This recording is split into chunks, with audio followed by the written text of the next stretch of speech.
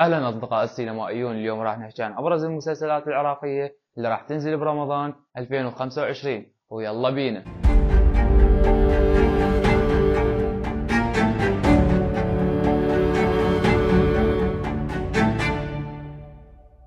اولا عندنا مسلسل الدراما المنسيين. قصة المسلسل تحكي عن الصراعات اللي تصير بين جيلين مختلفين داخل المجتمع العراقي، ويسلط الضوء على الصعوبات والتضحيات اللي مر بها المواطن. ابرز الممثلين بالمسلسل هم كاظم القريشي ومهدي ناهي ومحمد هاشم. المسلسل من اخراج حيدر الشام وينعرض على قناة العراقية. ثانيا مسلسل الدراما ابن الباشا. أنا شي هم سووه وهم رادوا يصير. حامد دور الناس أكبر من عندنا بقوايا. وصلني تقرير عن أراضي انباعت بطريقة مو صحيحة. اللي يتولى منصب أما يأمن نفسه أو يدمرها. أنا رجال فقير وعلى قد حالي.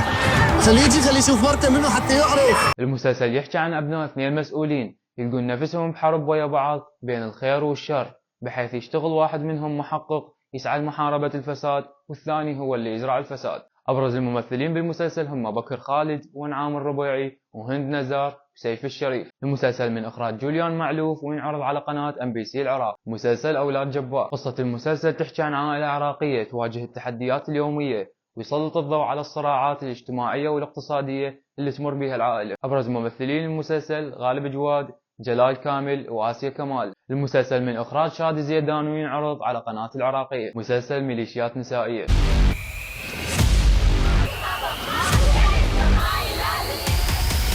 خليني أوجه رسالة لكل البنات اللي تتفرج عليها. إذا أنت شاكة إنه زوجك دا يخونك وخايفة وعندك هاي المخاوف، لا تخافين نهائياً. كوني شجاعة وقوية وواجهي، وإذا حسيتي إنه أنت محتاجة دعم فبابنا مفتوح إلك بكل الأوقات. إحنا هدفنا نحط حد للخيانة.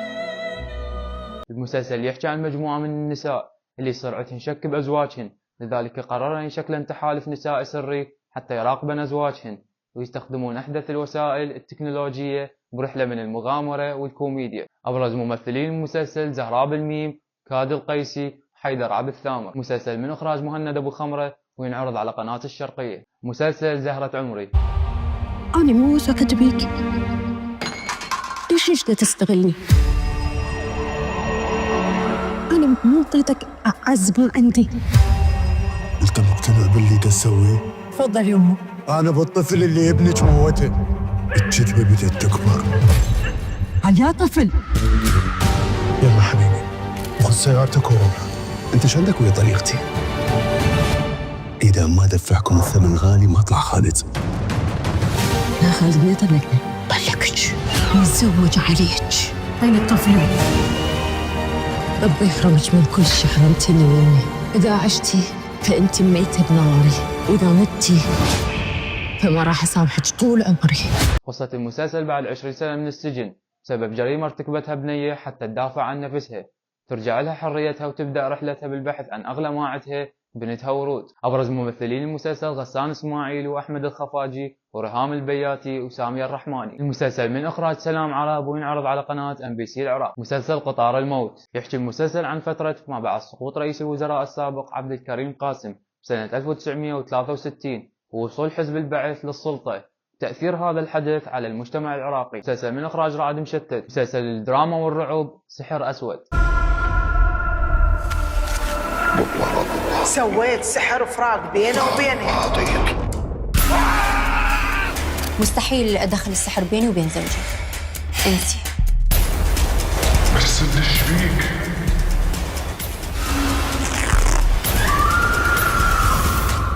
سلام قولا من رب الرحيم.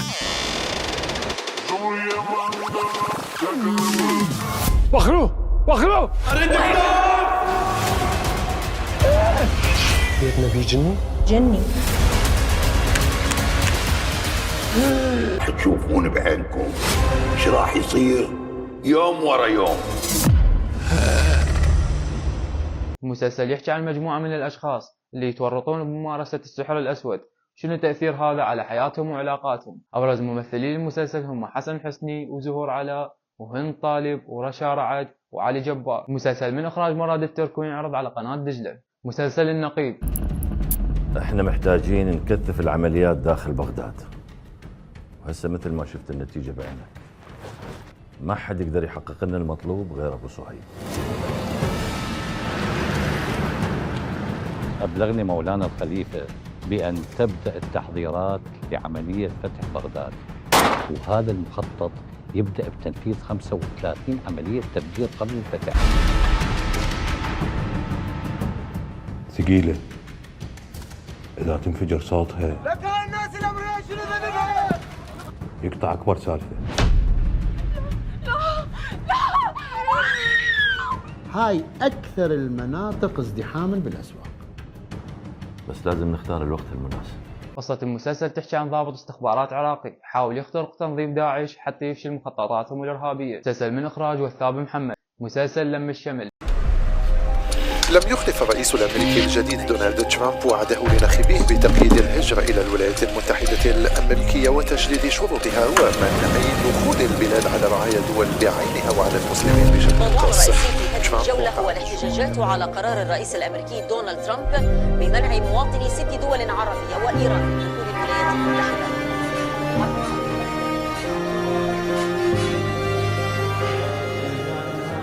يمكن أروح أغسل ماعين شغلة مخزن، بس على الأقل هناك أكو دولة تشوفني رقم، مو تشوفني كردي لو سني لو شيعي لو تركماني ووراها عود تقيم شلون تعاملني.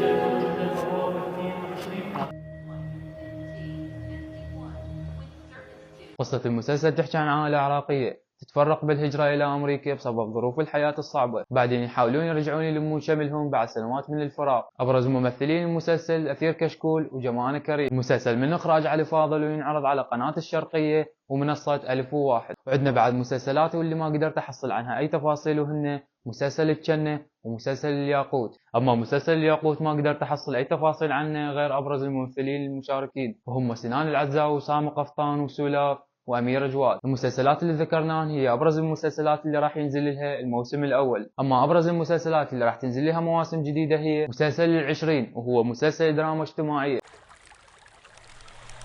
هي الحرب من تخلف دمار، ترى مو بس البنايات، الداخل أكبر وأهم. يمكن نلتقي بغير حرب.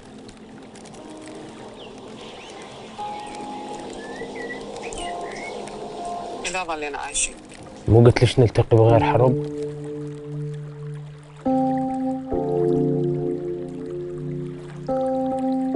وش وقت رح يوقفونا بحالنا؟ إذا تخلينا عن الفكرة.